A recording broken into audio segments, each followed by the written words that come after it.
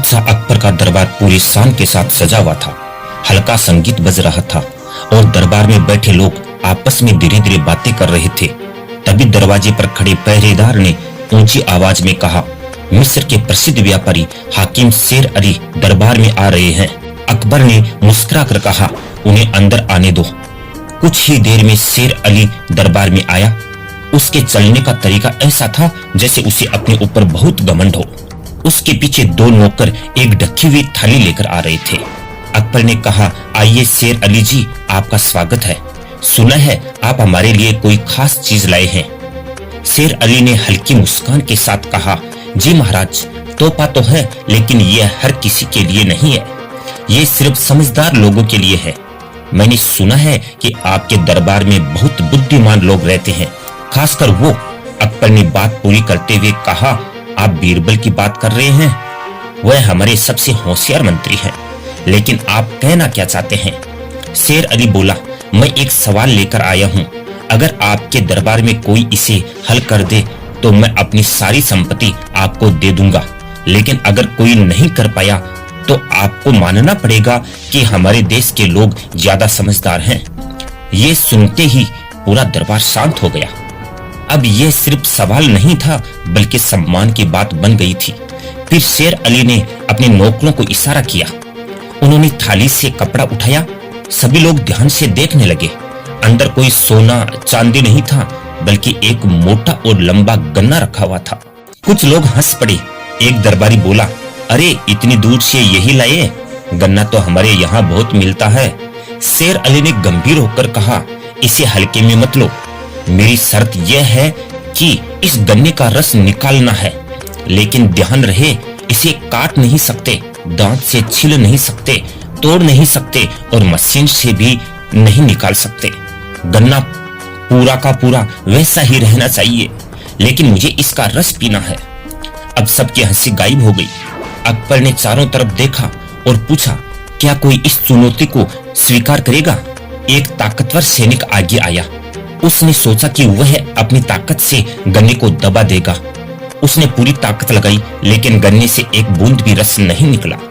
फिर एक पंडित आया। उसने कुछ मंत्र पढ़े लेकिन कोई फायदा नहीं हुआ। शेर अली हंसते हुए बोला, क्या यही आपकी समझदारी है? सिर्फ ताकत और जादू?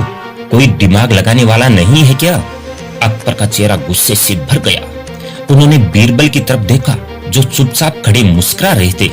राजा ने कहा, बीरबल तुम चुप क्यों हो? अगर आज जवाब नहीं मिला तो तुम्हारी पदवी खत्म कर दी जाएगी। बीरबल आगे आए, झुककर नमस्कार किया और बोले, महाराज ये काम अभी तुरंत नहीं हो सकता, मुझे थोड़ा समय चाहिए। कल सुबह तक मैं इसका हल बता दूंगा। शेर अली ने कहा, ठीक है, मैं इंतजार करूंगा। देखते हैं आपकी बुद्धि क्या कमाल करती है। रात को बीरबल अपने घर गए और गन्ने को सामने रखकर सोचने लगा। तभी उनकी छोटी बेटी आई और बोली, पिताजी आप इस गन्ने को इतने ध्यान से क्यों देख रहे हो? बीरबल बोले, मैं सोच रहा हूँ कि बिना काटे इसका रस कैसे निकले। बेटी ने मासूमियत से कहा, जैसे दूध में चीनी घुल जाती है वैसे ही क्या गन्ना भी पानी में अपना स्वाद नहीं दे सकता? ये सुनते ही बीरबल की आंखों में चमक आ गई। उन्होंने मन ही मन कहा, यही तो उपाय है। उन्होंने तुरंत अपने नौकर गोपाल को बुलाया और कहा, एक बड़ा बर्तन तैयार करो और उसमें पानी डालकर आग पर रखो। अब बीरबल को भरोसा हो गया था कि वह इस कठिन समस्या का हल ढूंढ चुके हैं। अगली सुबह सूरज निकलते ही फिर से दरबार सजा। राजा अकबर अपने सिंहासन पर बैठे थे। सभी दरबारी उत्सुक थे कि आज क्या होने वाला है।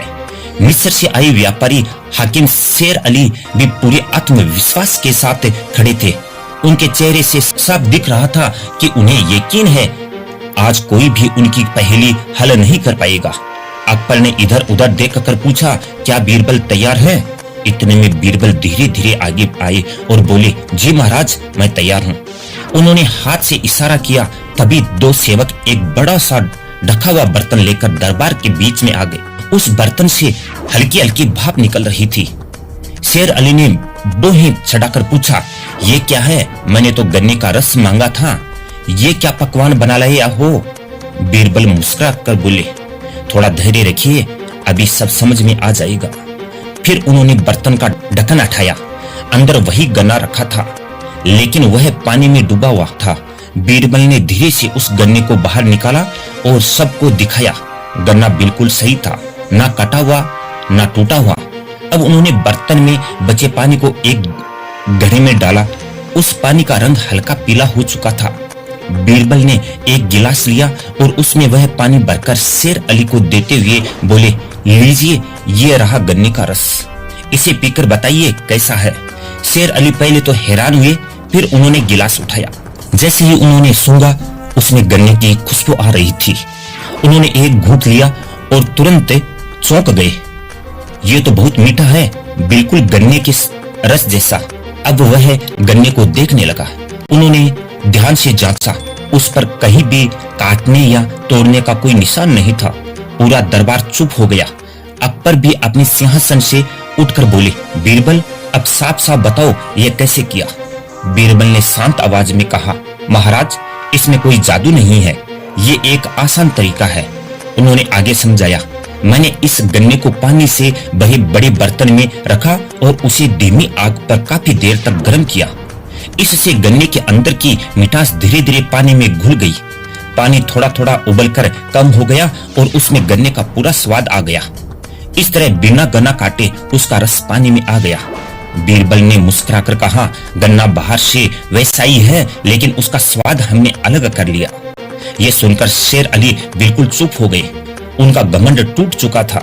उन्होंने सिर झुकाकर कहा, मैं मान गया, आपकी समझदारी सच में कमाल की है। आपने मेरी शर्त भी नहीं तोड़ी और पहेली भी हल कर दी। फिर उन्होंने अपने नौकरों को इशारा किया। नौकरों ने कीमती सामान लेकर अकबर के सामने रख दिया। अकबर गर्व से बोले, हमें खुशी है कि हमारे पास बीरबल जैसा बुद्धिमानी मंत्री है। दरबार में बैठे सभी लोग बीरबल की तारीफ करने लगे। बीरबल ने विनम्रता से कहा, जब सीधा रास्ता बंद हो जाए तो हमें नया तरीका सोचना चाहिए। ताकत से ज्यादा काम समझदारी करती है। दरबार में सब लोग अभी भी बीरबल की तारीफ कर रहे थे। अकबर बहुत खुश थे और बार बार मुस्कुरा रहे थे। लेकिन तभी हाकिम शेर अली ने धीरे से कहा, महाराज, मैं अपनी हार मानता हूँ, लेकिन क्या मैं एक और सवाल पूछ सकता हूँ। दरबार में फिर से सन्नाटा छा गया।